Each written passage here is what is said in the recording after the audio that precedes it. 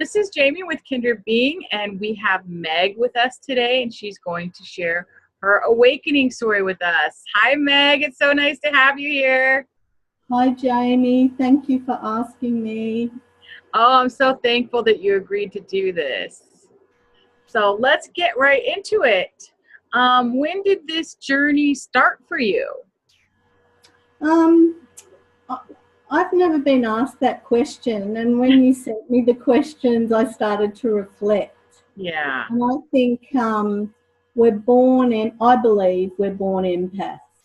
Mm-hmm. And until we get the right information that we're empaths, or looking back and seeing when you probably started your journey when you didn't even realise, I feel it's been Right. lots of different levels for me.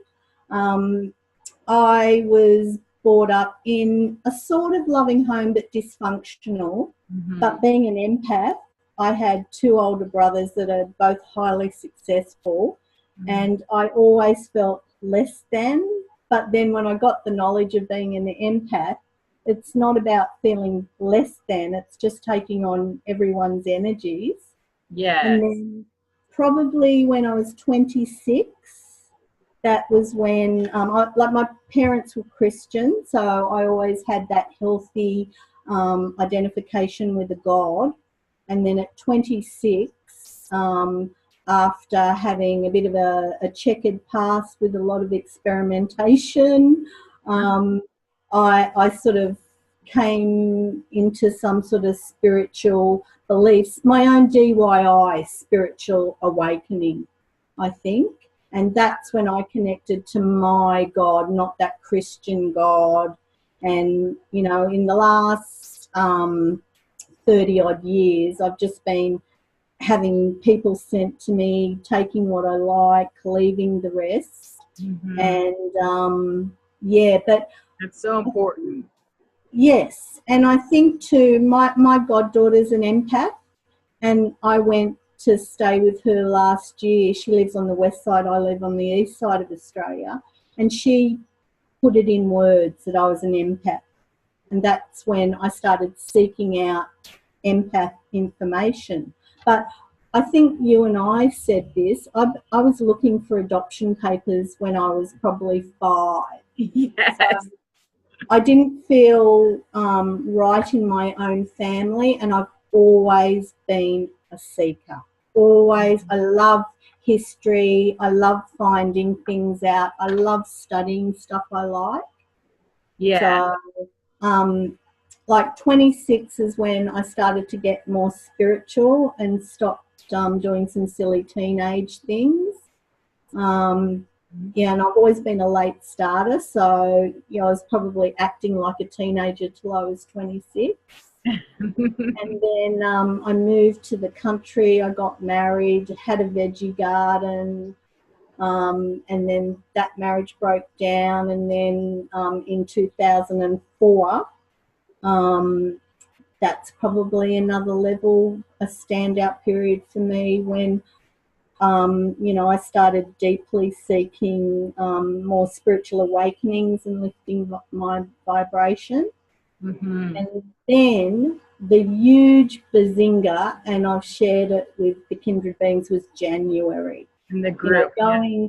Going back to where I was born. Like I went back to where it all started. Yeah. Since January, it's just been bang, bang, bang, bang, bang. And I've just had so many messages. And I'm starting to believe in myself and acknowledge myself. It's like my brother was my greatest bully.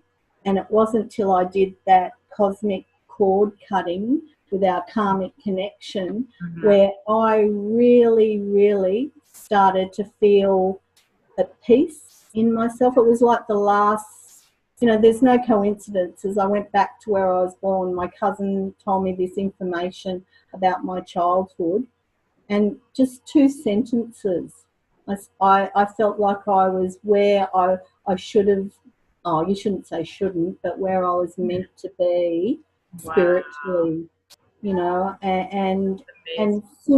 since then, it's just been like, I'm so grateful. I am so grateful. Like, I always wanted to be a mum, and then I was married. I was unsuccessful on IVF, and then I met my now husband, and I naturally conceived my son at 42. And it's like, I think my God knows when I'm ready for stuff, and then he gives me stuff.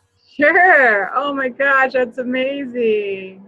Yeah. So I So love that. So you were open to spirituality on your own path. You had interest in it, and so that's kind of was your journey at first. But then you're saying January of this year, all of a sudden it just blossomed. So you've been experiencing synchronicities, all kinds of amazing things have been in your path. And personally, I think that's attributed to these amazing energies coming through right now.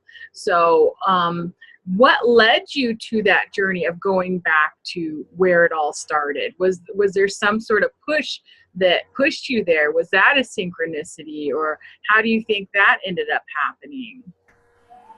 that's interesting, because I've never even thought about why. I went back to Sydney, where I was born, to take my son back to teach him and show him. I used to work at the Sydney Opera House. Mm-hmm. I live in Brisbane, and it's a bit backwards, and they've got great museums down in Sydney. The food is unbelievable. We've got Hungry Jack's and Domino's and KFC where I live, and I Oh, wanted him to go back and have a taste. But now you've said that, I've had therapy since I was 15. mm-hmm. And I think I'm just trying to take in, because it's all synchronicity now. Why did I go back? And yes, Yeah. for my son, but now I'm thinking, this was part of my journey as Yeah. well. And It's I had, always in hindsight that we see all those pieces moving into place to get us where we are in our journey, and in the moment we don't realize what's happening, but then we can see it so clearly, with time. But, you were led to the right place at the right time, and it was just monumental for you. So you were able to understand things about your childhood that maybe you hadn't thought of it in that way before. Is that right? Can you tell us a little bit more about that? well, my cousins, like, I have no problem with men or women, but I saw two female cousins down there that I've known since I was a baby, and I think they were at the wise woman stage too, that they gave me that information that probably might have saved me 40 years of therapy. Oh, But even if I would have known that, would my 15-year-old self have been able to process, that empathic self that hadn't done any spiritual healing? If my cousins would have told me that information then, I don't think I would have taken it in. yeah.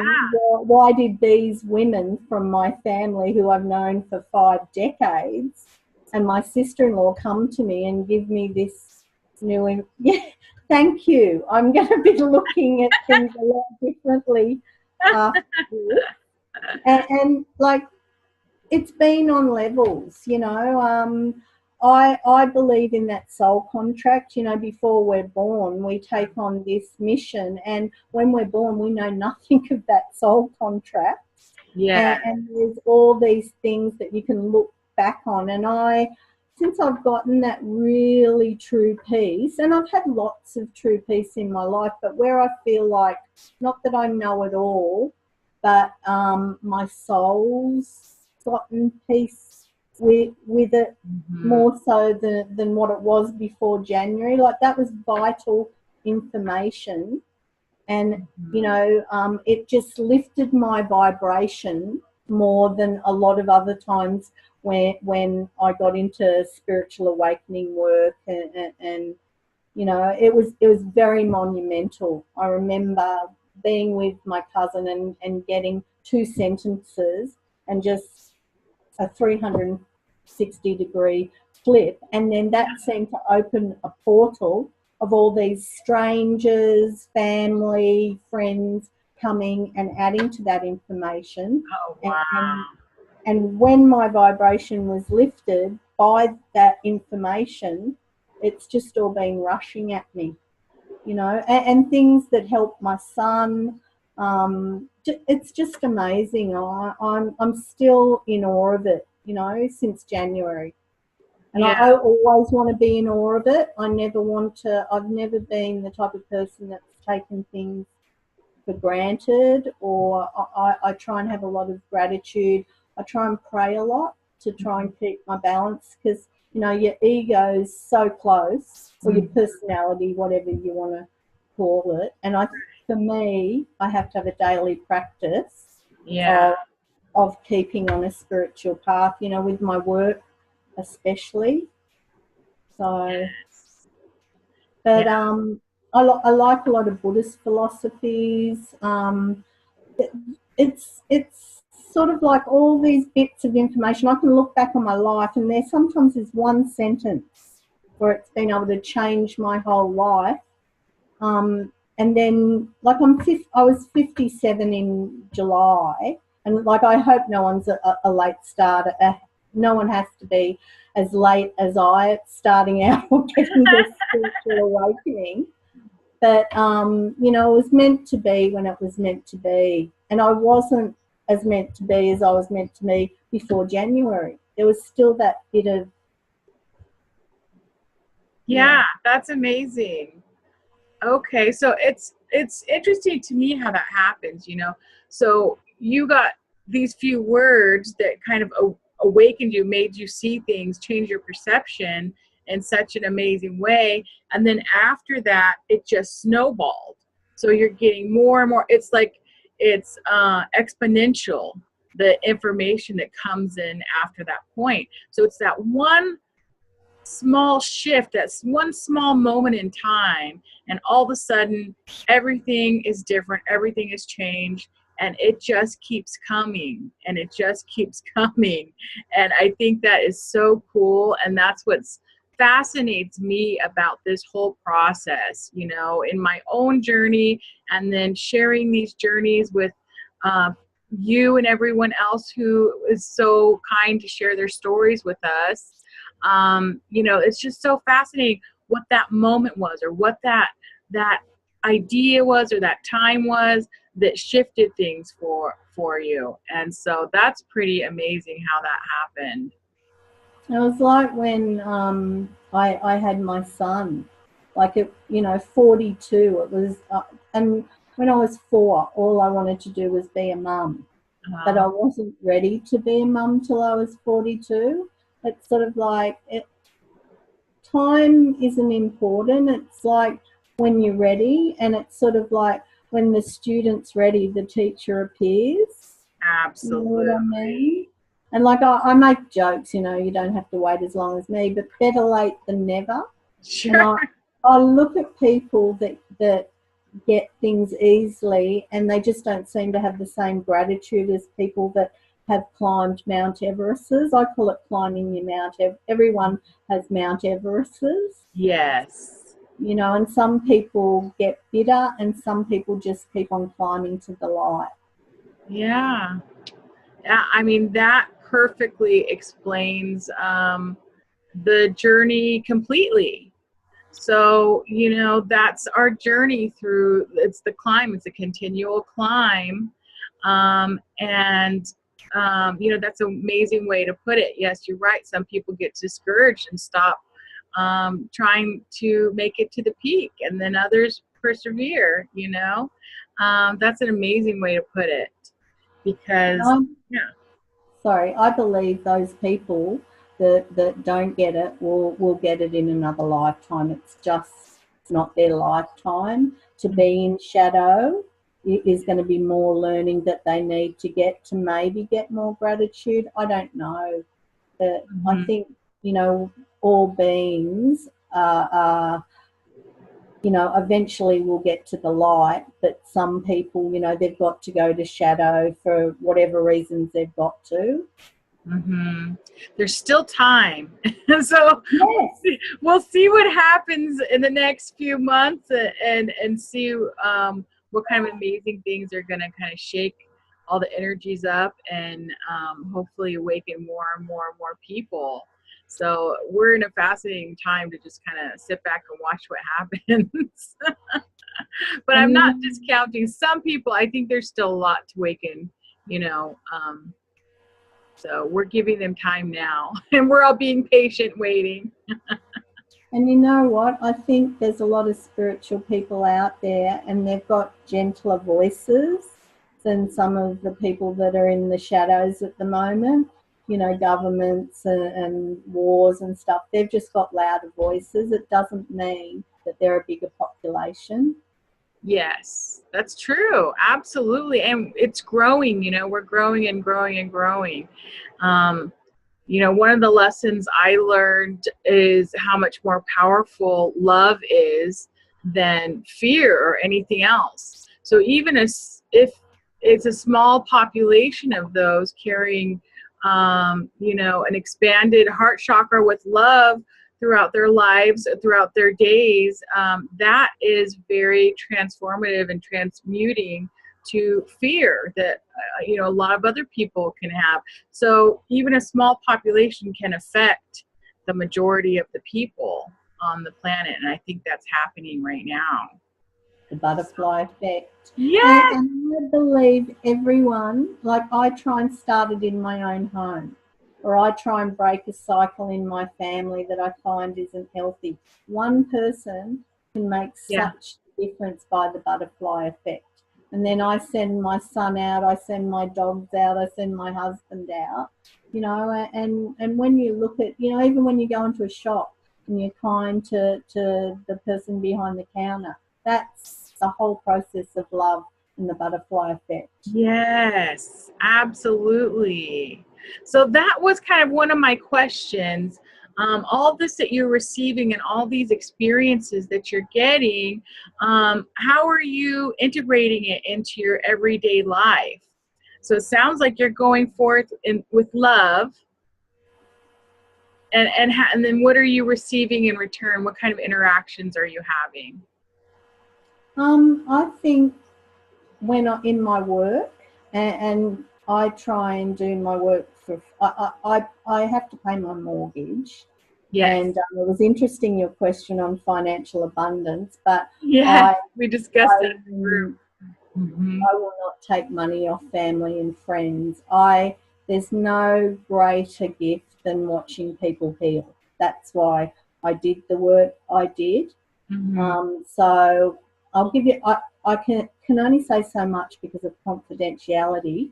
But I had a client yesterday, and I did breath work with this lady, and when I got to her place, her face was more lined.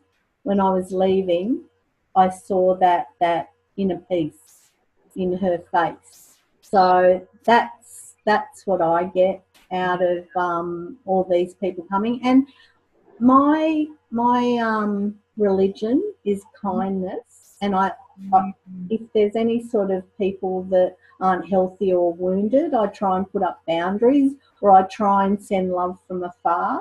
But I think my dogs are my reward, my husband and son, the love I get from that, the connection. I live in a beautiful community of women and men. I have a healing circle I go to. I've just been with other friends I've got that I met through art therapy. We did an intuitive workshop. They're the gifts that I'm getting back every day.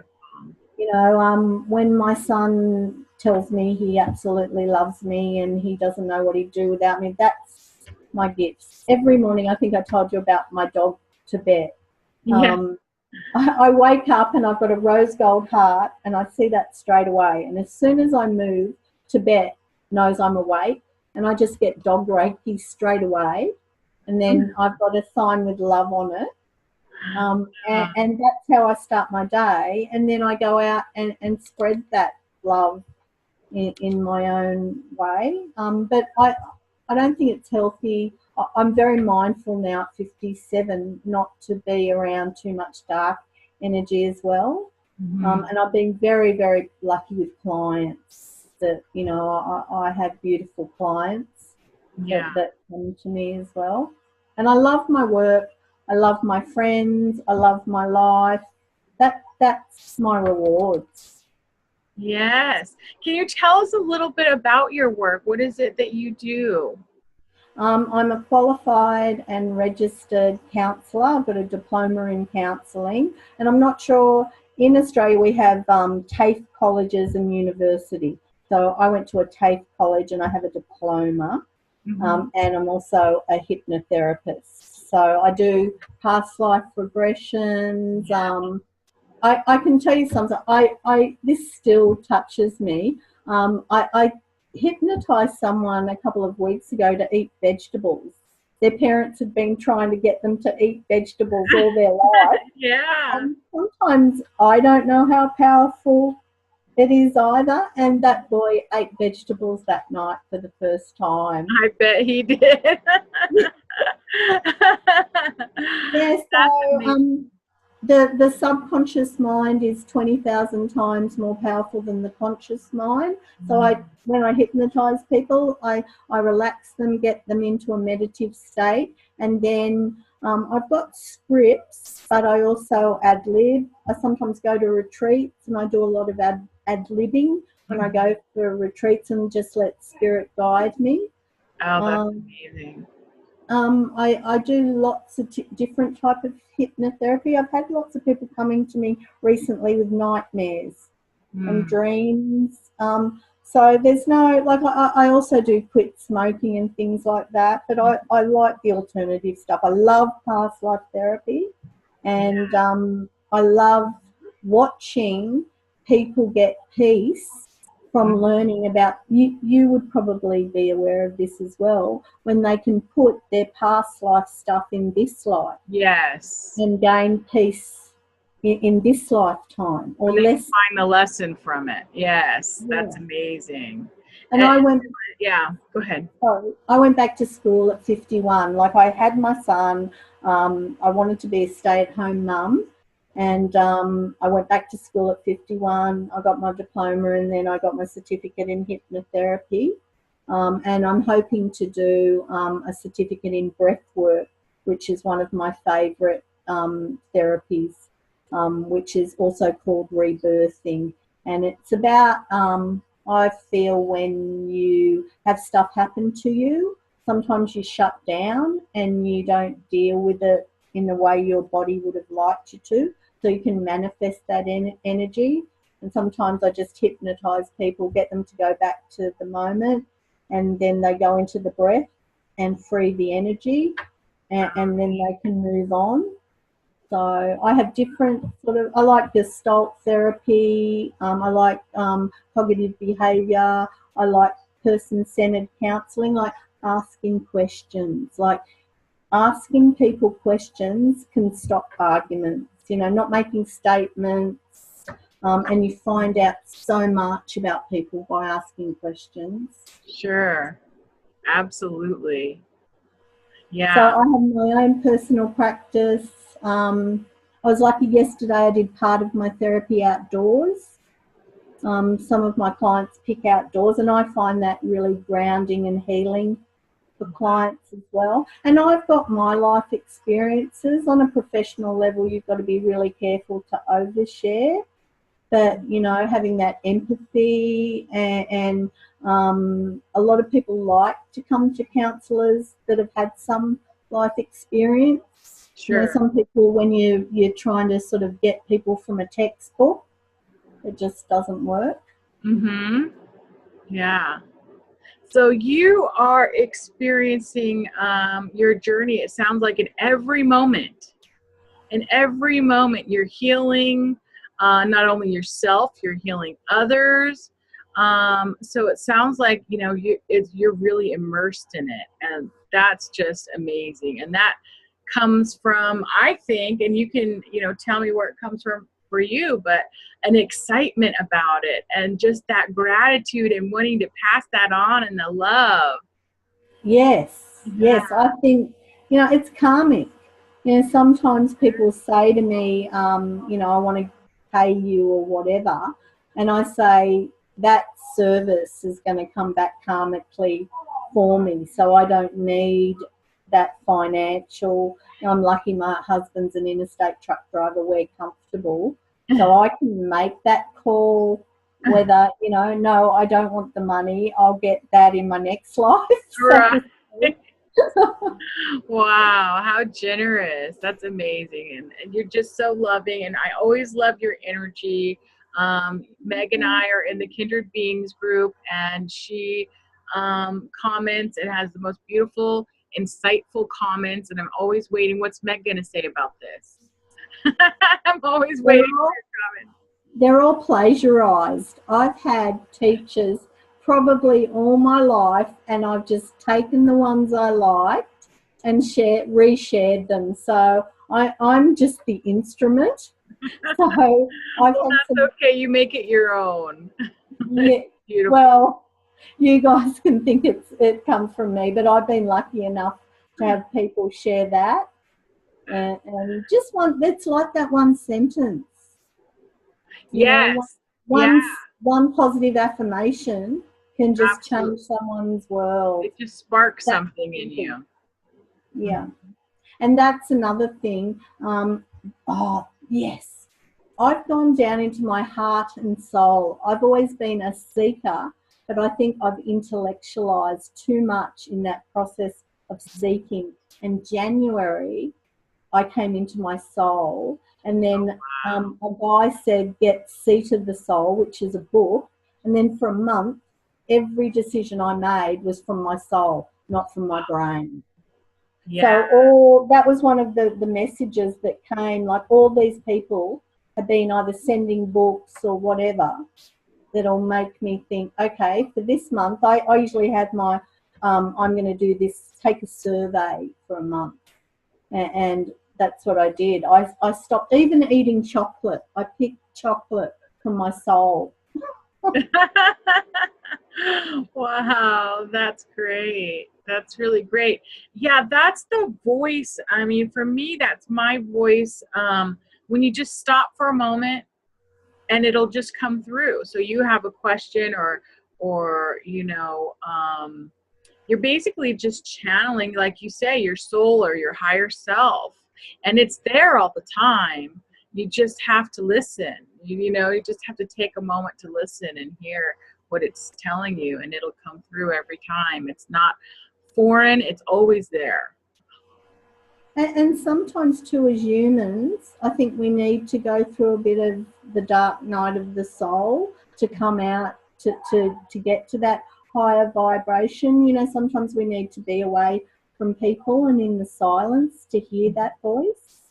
Sure. Sometimes if we're having a lot of stress, I find the older I get, I have more tools when I'm in a stressful situation where I don't get too heightened or I don't start thinking from my ego or my personality.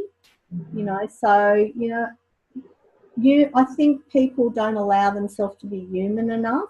Yeah. If someone is, especially with anxiety, you can make people's anxiety more so if you're not mindful. And different people, everyone's got a story.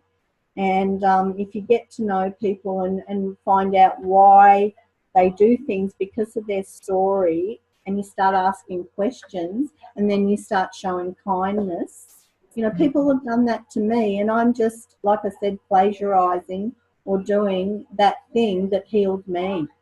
Wow. But that's so beautiful. Oh, thank you. That's so beautiful. I love your story. Um, since January, I know you've had a lot of information coming in. Um, has anybody in your family noticed any changes or differences in you since that happened? My soul family, my unbirth certificated family, my girls Uh-huh. will say, "What have you been doing?" My husband and my son have ADHD, Uh-huh. and it's interesting living in a household with two people, so they're not as aware. My brother lives in the UK that I still have a connection with, and my cousins, most of them live down in Sydney, so I don't see a lot of family as such, but I find my spiritual friends, what did you do last week? You're looking good. And like, I haven't done anything. I've just had that dose of January again, you know, in a different. So, yeah, it seems more spiritually aware people notice it. And I'm sure dogs, I think, you know, God spelt backwards. They're the most unconditional being. And like, it's like when you've got a dog and they go past a person and, you know, they seem to sense, and they're more sooky around me when I'm, you know, they're still there when I'm lying low. But I think most people that are tuned, when you're traveling well, you know, do you ever have your friends say to you, "Oh, what have you done?" or "Has something good happened to you?" I think people notice. I think they do. Well, you know, just even my verbiage is so different since my awakening, you know. So I've kind of come out to my family and friends about, you know, everything that's happened to me.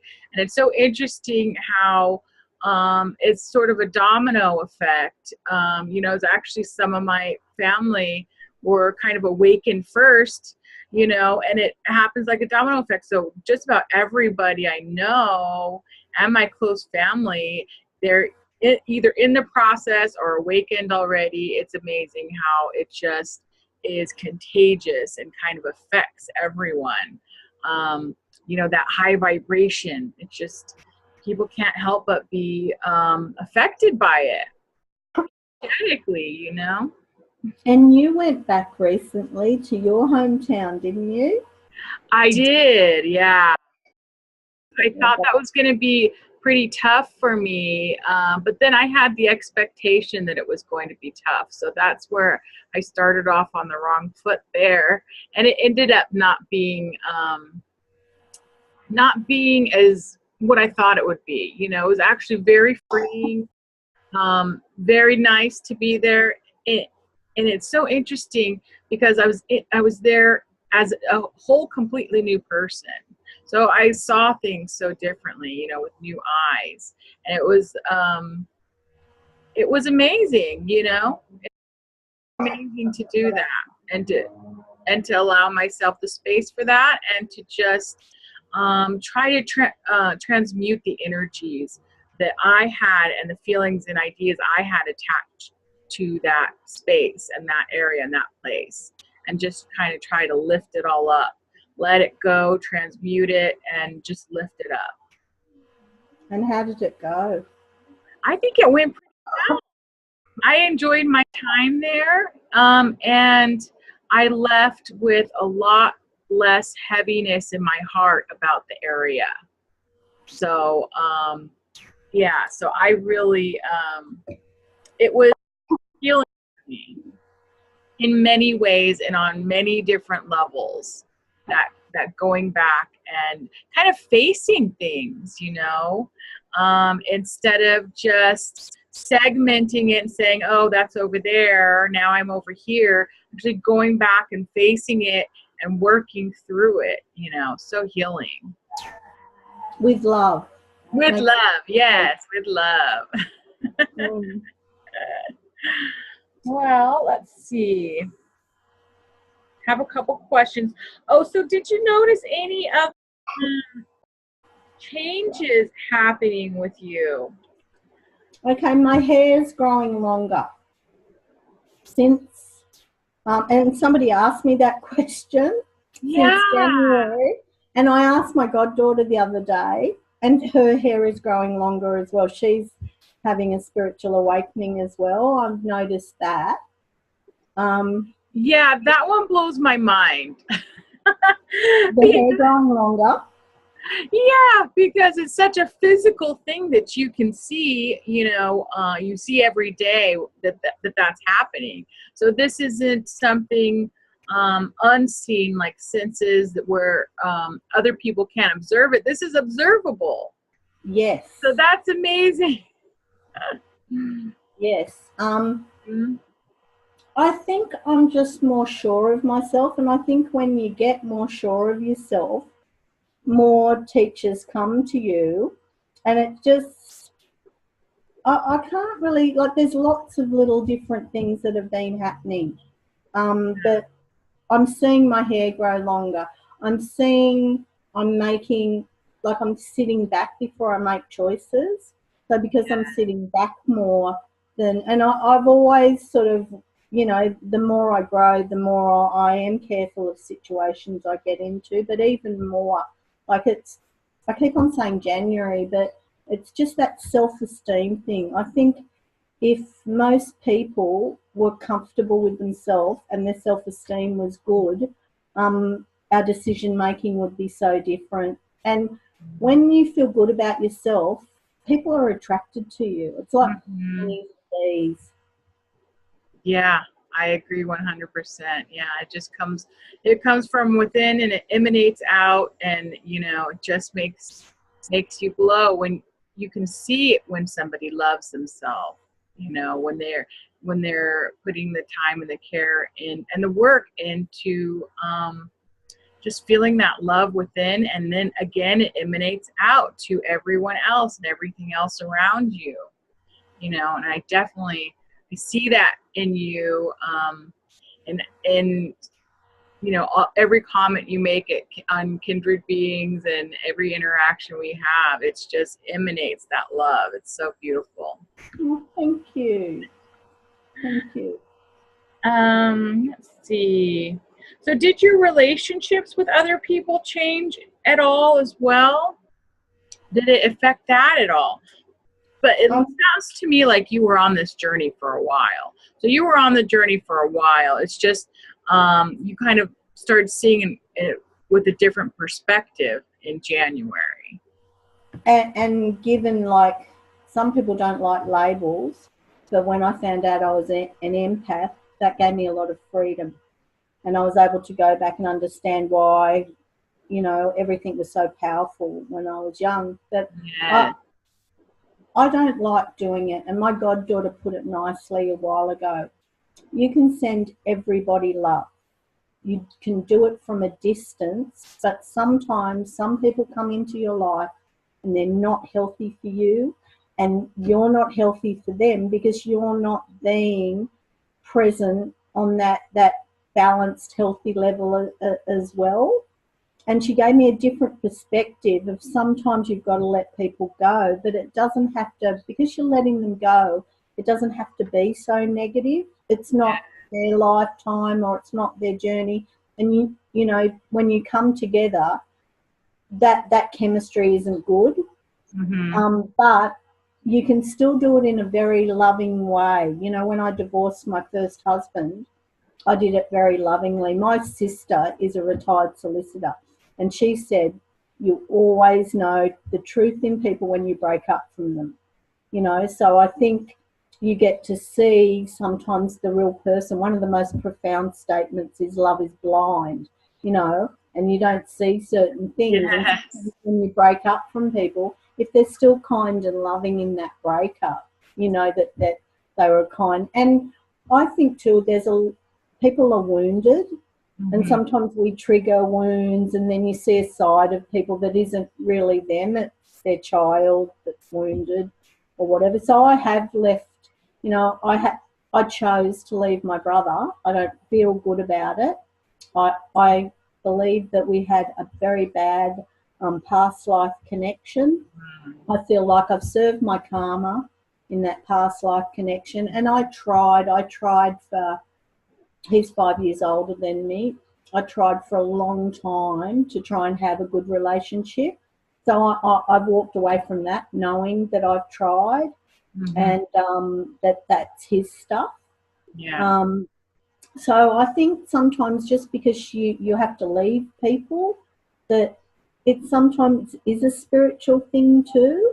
Mm-hmm. You know, um, Yeah. uh, Today, I probably don't, except for my brother, I don't have as many people that I've had to leave behind.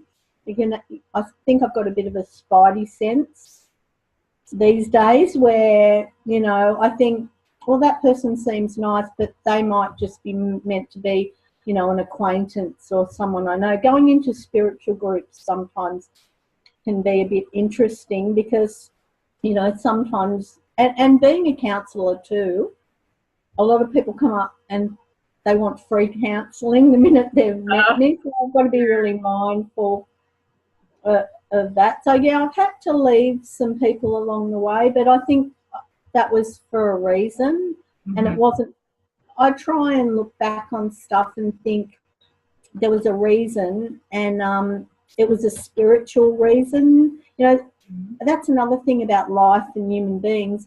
We have negative emotions. We don't like certain people or certain things, and it's okay. But I think when people try and do all love and light and mask what they're really feeling, it's like that energy that we manifest in the body. Um, you know, if we're not true to ourselves, that's not loving either. Mm-hmm.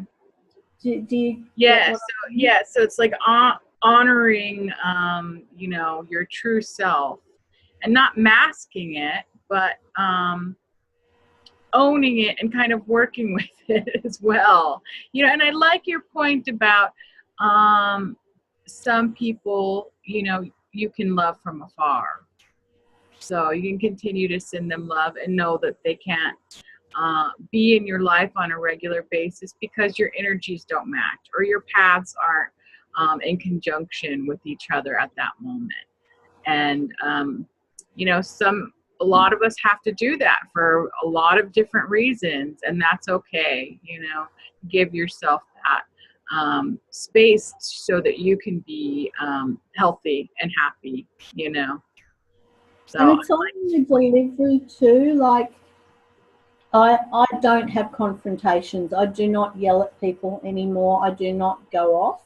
So if I can try and if I've got a situation with another human being, I will try and work it out in a healthy way. But relationships, they're 50-50. Sometimes they're 10, 90, sometimes they're 10. You know, they vary. But at the end of the day, if you put it on the scales and it's not sort of balanced, you know, I think, and you've tried to make it into something healthy, Mhm, and that person doesn't want to come to the party, knowing that you've tried, it's okay to sort of leave or back off. So mhm. I don't have any sort of aggressive thing, like I have, you know, Mhm. in the past, but you know, I'm very lucky. I'm not since January, since before doing the counselling course gives you really good human skills, how to deal Oh, with people. sure. So And I'm sure you learn a lot in that work too, that helps to propel the that journey because you're seeing it in other people. You're seeing um, you know, patterns, you're seeing growth, you're seeing all kinds of things in other people, and that can kind of, you know, help to propel you too and understand some of those things in your own life at times. I mean, that's what I'm finding myself too. Mhm. and self-care too, that's really important. Like we're taught, like I learn a whole unit in self-care and detachment. That helped me as an empath as Mhm. well. You know, you It's so when important. yes, and when you're in a caring industry, I think not just as an empath, as a human being, if you can't fill your well up, then it's not good to go and help a client with an empty well, you Yeah. know, or anybody really. Right. Yeah. Take that on a larger scale. That's true for everyone, you know, and because everyone is usually a caregiver in some way or another. You know, you're a family member, you're a friend, you're whatever. So for everyone, yes, fill your well first. Absolutely. I think so, and I think sometimes 5 minutes, you know, in your whole day, if you can make 5 minutes, I make that half an hour every day, you know. But yeah, I think if you can, even if you can just take a couple of breaths. Yeah. Yeah, I need to look into that breath work that you're talking about. I'm so intrigued by that. I need to look Oh, into it. I do it on myself. Do I you? I'm working on a thing on myself at the moment. My goddaughter has been sharing about the archetypes, and I've been looking into my martyr archetype, and I can't get an answer to something I'm looking for. So I'm doing breath work this afternoon on myself in the bath. Oh, exciting.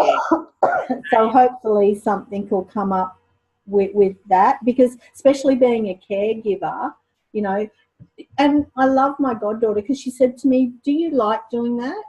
And I went, "No."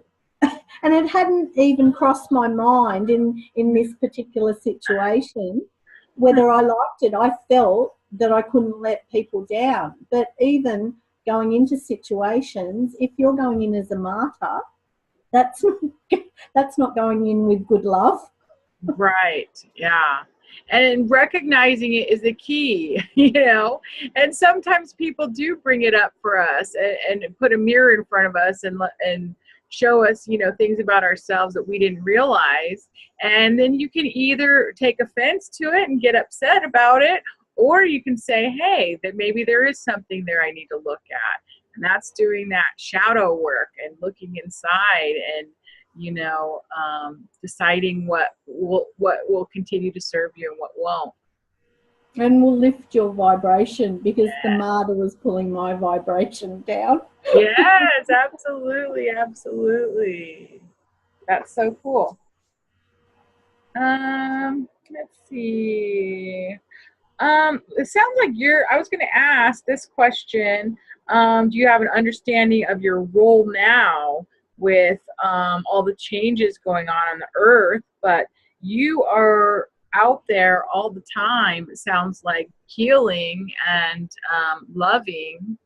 Sounds like you're living it. That's amazing. I think I need to find a bit more balance with my service, like that Marta thing. My friend did a ayahuasca thing recently, and he got service, and that really resonated for me. And I feel like I do service, but maybe a bit more a healthy look at service. Mm. Yeah. So that service to others, but finding balance with it, right? So, Yes, like you you said, can't. filling your well.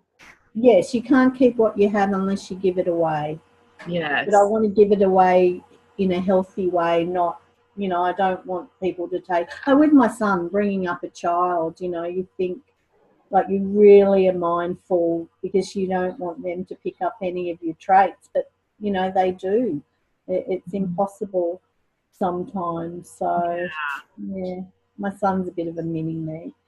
Yeah. Well, I love hearing oh, how adorable. No, Hello. come on. Hope your interview's going good, Mom. He's a cutie. He is a cutie. Well, I love hearing about your women's circle that you're a part of, and you guys do all kinds of amazing things. I think you work with light language. What are some of the other things you guys do together? One of my closest friends is a yoga teacher, and she has a deck that looks out on the Glasshouse Mountains, which is near where we live. So we do yoga, light language, healing, Oh, wow.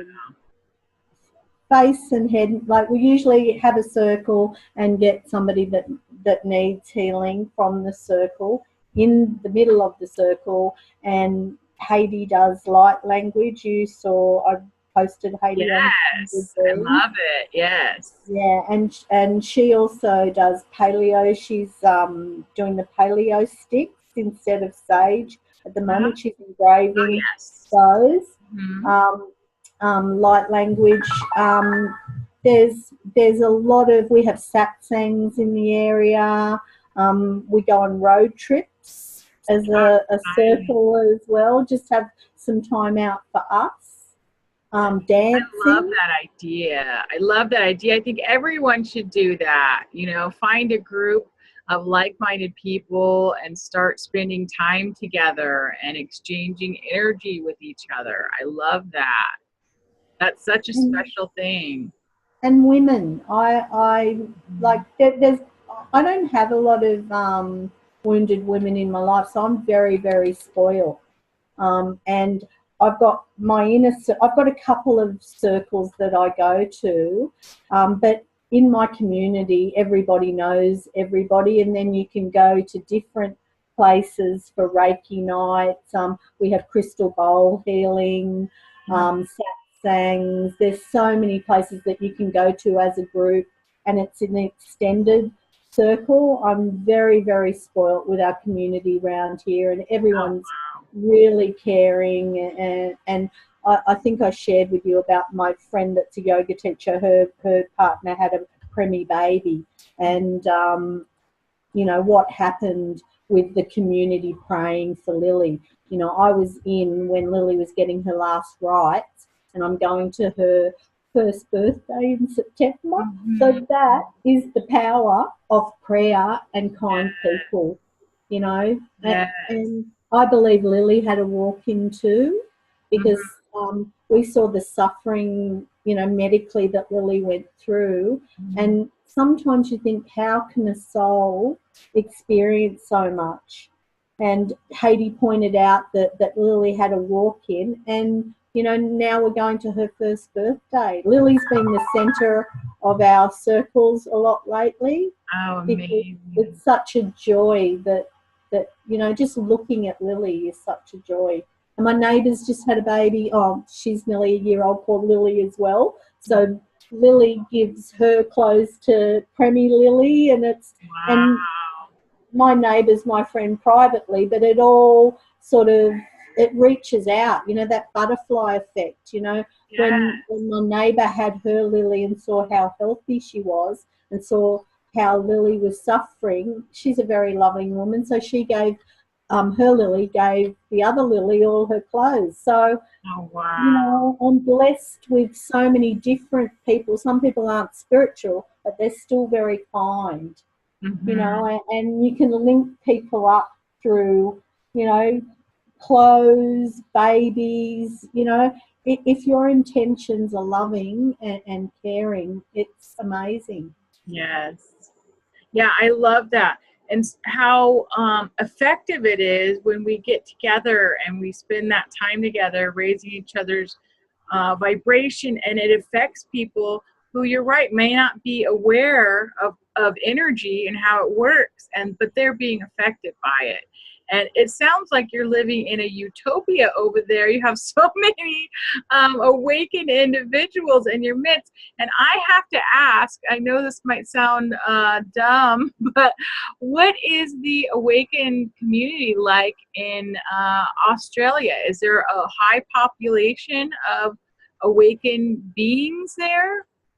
I'm wondering Um, in comparison. like, I'm lucky because my godchildren live in WA, and they live in an alternative community, and most of the people I hang out with live in alternative communities, and I came from an alternative community to where I live now. So I'm going down to Byron Bay, which probably would be the biggest awakening community in Oh, Australia. Have wow. you heard of Byron Bay? No, I haven't. Well, that would be I'm going down to Byron to look after my goddaughter's baby while she does a doula's course, Mm, and everything, light language, you name it, you'll get at Byron Bay, and my that's goodness. 2.5 hours where I live. Everywhere, not everywhere, but in most capital cities, you'd have different types of alternative communities. There's a lot of community gardens. There's always yoga somewhere. There's lots of meditation classes springing up. Um, It sounds like um, I need to plan a visit. oh, and please, you're welcome to come and stay. We've got a spare room and a caravan. But the suburb I live in, I wouldn't call it an alternative community. I go 2 or 3 suburbs in to Yeah. get. But I make, like, my son and I'll do drumming in the front yard on a full moon. So Fun. we spread the alternative just in our street, like that butterfly effect, you How know. fun. How fun. I've It's got so nice. Oh, go ahead. I'm sorry. I've got my own community in my house. Yeah, I bet. It's so nice to hear that because I hear so much from people feeling isolated, you know, with this awakening and feeling like sometimes they can't even speak of their true feelings or thoughts because they know that people in their community wouldn't accept it. And it's so amazing to hear that you guys are just, you know, beaming with light over in your area and your community. And I love that. And it gives us hope of what's possible, you know, everywhere. And so that people don't feel isolated and they know that, you know, there's so many more people there to support them. And that's what I like about these groups too, is that we're able to connect with people who might feel that way and give them support as well. So I think that's really cool, you know. I always encourage people, like, some people don't like yoga, but if you go to yoga groups or meditation groups, 95% of the people are on a spiritual path. Sure, yeah. And you can't go too wrong or drumming. We have a lot of drumming circles, getting a lot of full moon meditation Oh, at yeah. our local beach. If you can find groups like that, you can't go wrong. Yeah, yeah. Well, that's awesome. Well, Meg, do you have anything else to share? I'm very, very grateful that you asked me to give my talk, and I'm grateful because I'm going to look at questions you asked me differently now, and I love getting food for thought. I love looking at things from a different direction, and I'm very grateful that you're able to ask me questions that will get me soul searching for my rebirthing or breath work or whatever you want to call it. I'm going to take my son and his bestie to have some food. Okay. And yeah, Well, but go ahead. I am so grateful for Kindred Beings, and I'm so grateful, Jamie, to all the work that you've been doing, and I absolutely love that site. I thrive for everything you've done. You've really helped me connect with lovely spiritual people on the other side of the world. I'm so glad. I find it so fun because I get to connect with all of you and I get to see, you know, everybody growing and everybody's helping me to grow so much. We're all helping each other. I love it so much, and I love having you involved and other people like you who are so intriguing and have so much to give and so much to offer, and you give so freely. It's just a beautiful thing. And I thank you so much for sharing your energy with us here today. It is just, you are beaming, you are beautiful, and thank you so much. Namaste, Jamie. Namaste. And I'd love to do this again sometime in the future, and we'll get to share your beautiful energy again if you're okay with that. Sure. Can you promise me one thing? What's that? That you put it on your bucket list to come and stay with me, and It's there after. And I'll take you to Byron, and I'll let you experience everything that I get to experience. And you can meet Tibet and Zen, my dog. Yes, after your explanation of your community, and I've seen your beautiful pictures on Facebook too. It is, believe me, it is on my list. It is definitely on my list.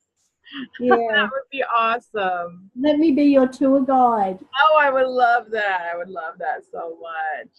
And vice versa. Come here and I'll show you Southern California. I want to transport for the $20 bring a yoga mat day.